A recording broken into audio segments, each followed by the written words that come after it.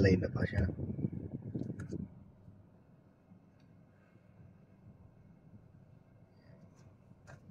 Pwede mong i-trust na. Basta nag-slant ng ganun, actually pwede na yan. Tama yung ginawa mo.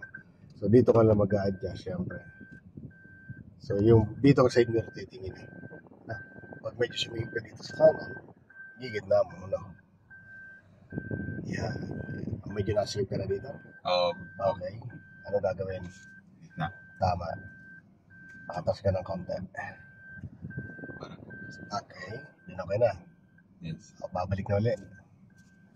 Very good. Okay. So ngayon, sa guhit na tayo.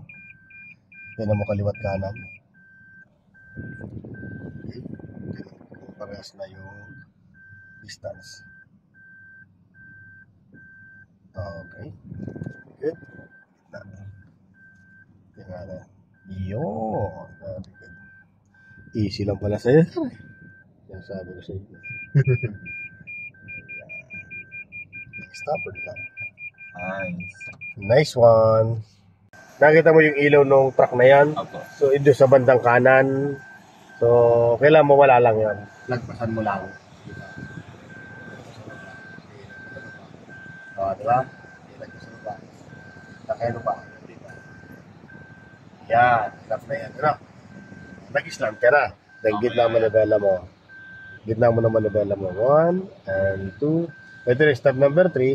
Yung gulong mo sa likod, lapit mo sa guhit na yan. Dito sa guhit. May guhit ka ng gutter. Yun ang lalapitan. No? Hindi pa.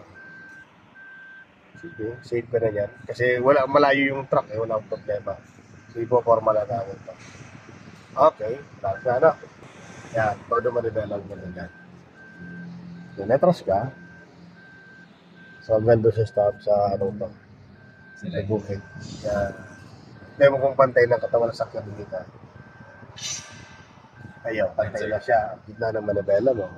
1 and 2. O, nandito ka na rin sa lane mo. Yan. Ito yung pitan yung light talaga yan eh. Yan ang allow. Okay. Nag-alay na yung pitan ng sakyan mo. Hindi pa. Kunti pa yan. Hindi pa naka-align. Yan. O, dito kita mo na siya. Yan o. Alay na yan.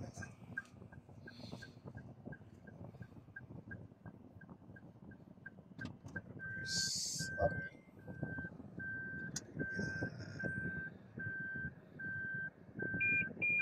Adjust ka na lang. Yan. Kanti lang. Yan. Okay na yan. Ganun ang pag-adjustment niya. Tapos itong poste na to, kailangan makita mo siya dyan sa side mirror mo. Ano, sasabit ka ba dyan? Hindi po. Okay. Tapos tingnan mo kung pantay na katawan sa sakyan dito. Ayan. Pantay na siya. 1, 2, atras. Okay. Yun lang. That's it. So, importante yung magaling kang mag-adjust. Perfect.